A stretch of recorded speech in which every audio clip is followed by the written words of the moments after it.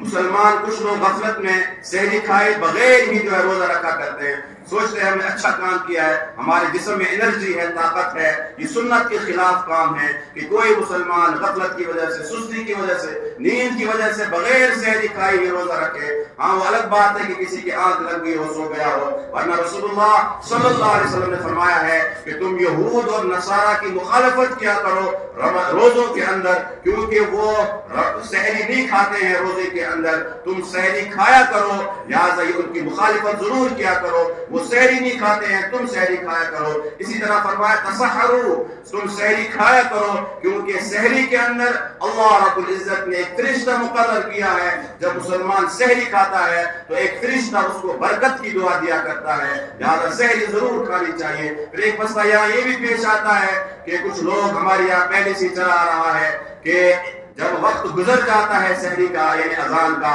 پھر بھی کچھ لوگ کھاتے رہتے ہیں، اور ہمارے یہاں پہلے دستور تھا کہ جب تک اپنی مسجد کی اذان نہ ہو جائے یا اذان پوری نہ ہو جائے یا اذان کے 5 منٹ 2 منٹ کے بعد کھا سکتے ہیں، نہیں، بلکہ فقہاء نے مسئلہ وضاحت کے ساتھ لکھا ہے، چاہے اذان ہو یا نہ ہو، ایسا تو ہو سکتا ہے کہ مؤذن سے غلطی ہو جائے ٹائم دیکھنے میں، لہذا مسلمان کو سنجیدگی کے ساتھ، فکر کے ساتھ جو ہے ٹائم نوٹ کرنا چاہیے، مسجد کی اذان کی طرف زیادہ توجہ نہیں دینی چاہیے۔ ہو سکتا ہے بیچارے مؤذن سے غلطی ہو جائے اور آگے پیچھے اذان ہو جائے، تو لہذا گھڑی کی طرف خصوصی توجہ دے۔ اور فقہاء نے مسئلہ لکھا ہے کہ اگر کسی کے منہ کے اندر ایک لقمہ بھی موجود تھا اور ادھر ٹائم ہو چکا ہے، اب اگر اس نے اس ایک لقمے کو یا پانی کے ایک گھونٹ کو حلق میں اتار دیا اور ادھر وقت ہو چکا تھا، تو اس کے لیے ضروری ہے کہ وہ اس روزے کی قضا کرے گا، وہ روزہ اس کا معتبر نہیں مانا جائے گا۔ اگر حلق کے اندر، منہ کے اندر جو غذا موجود تھی اس کو بھی اگر اس نے نگل لیا، لہذا اپنے روزوں کی حفاظت کرنے کی ضرورت ہے۔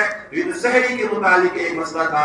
اسی طرح آگے کچھ مسائل آتے ہیں، کن چیزوں سے روزہ ٹوٹ جاتا ہے، کن سے نہیں ٹوٹتا ہے، اور اگر کسی سے ٹوٹ جاتا ہے پھر اس پر قضا ہے یا کفارہ ہے۔ کچھ چیزیں ایسی ہیں کہ جب ایک مسلمان ان کو جان بوجھ کر استعمال کرتا ہے، پہلے میں مختصر عرض کروں، 3 چیزیں ایسی ہیں جس کا شریعت نے اعتبار کیا ہے کہ جب انسان کی جسم کے اندر وہ چیز، کوئی چیز چلی جائے اور ان راستوں سے چلی جائے، تب ایک انسان کا روزہ ٹوٹ جاتا ہے، کیونکہ ایک انسان پریشان ہو جاتا ہے۔ مثال کے طور پر ہر سال یہ مسئلے آتے ہیں کہ انجیکشن کرنے سے روزہ کیوں نہیں ٹوٹتا ہے، گلوکوز چڑھانے سے روزہ کیوں نہیں ٹوٹتا ہے۔ آپ کہیں گے کہ اس سے تو انرجی پیدا ہو جاتی ہے، کمزوری دور ہو جاتی ہے انجیکشن کرنے سے بھی، گلوکوز چڑھانے سے بھی۔ ایک ہی اصول میں آپ کے سامنے بیان کروں گا۔ فقہاء نے، شریعت نے یہ بیان کیا ہے، ایک انسان کے پیٹ کے اندر یا ایک انسان کے دماغ کے اندر اگر کوئی بھی چیز چلی جائے مگر اس راستے سے چلی جائے جو راستہ شریعت نے جو ہے مانا ہے، جو شریعت کے نظروں میں حقیقی راستہ ہے، اس کو ہم کہتے ہیں منفذ اصلی۔ اس راستے سے اگر کوئی چیز انسان کے پیٹ میں جائے، انسان کے دماغ میں جائے، تب جو ہے انسان کا روزہ ٹوٹ جاتا ہے۔ گلوکوز کے ذریعے سے، انجیکشن کے ذریعے سے جو چیز انسان کے پیٹ میں پہنچائی جاتی ہے وہ حقیقی راستہ نہیں ہے۔ اس کی مثال آپ اس طرح سے سمجھ سکتے ہیں جو فقہاء نے بیان کی ہے۔ مثال کے طور پر ایک انسان نے کو کسی چیز نے ڈک مارا، ڈسا ہے، سانپ نے اگر کسی انسان کو ڈک مارا ہے، بچھو نے اگر کسی انسان کو ڈک مارا ہے، تو آپ دیکھیں گے اگر ہاتھ میں ڈک مارا ہے چند سیکنڈوں میں اس کا زہر پورے جسم میں پھیل جائے گا۔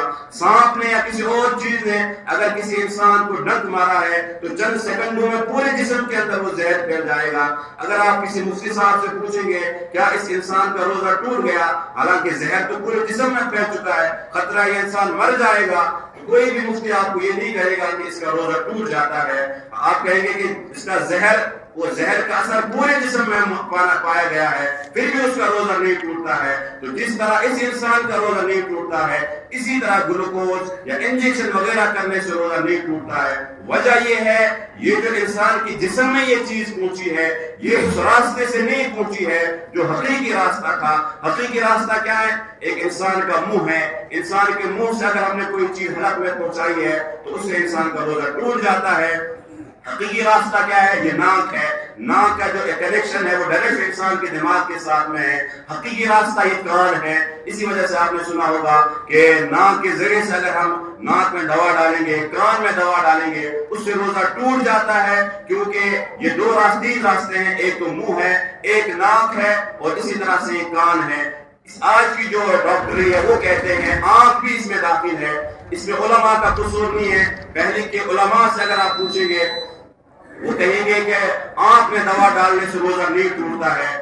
اس میں علماء کا قصور نہیں ہے، بلکہ ڈاکٹروں کی جو نئی تحقیق ہے وہ کہتے ہیں، پہلے والے ڈاکٹر کہتے تھے اگر آنکھ میں دوا ڈالیں گے اس کا اثر جو ہے دماغ پر نہیں پڑتا ہے. آج ڈاکٹر کہتے ہیں آنکھ میں دوا ڈالیں گے تو اس کا اثر دماغ پر پڑتا ہے. لہذا حکم بھی اسی کے مطابق ہے، چاہے اب آنکھ ہو، کان ہو، یا ناک ہو، منہ ہو. ان چیزوں سے اگر کوئی چیز انسان کے حلق میں جاتی ہے یا انسان کے جو ہے دماغ میں جاتی ہے، ان چیزوں سے روزہ ٹوٹتا ہے.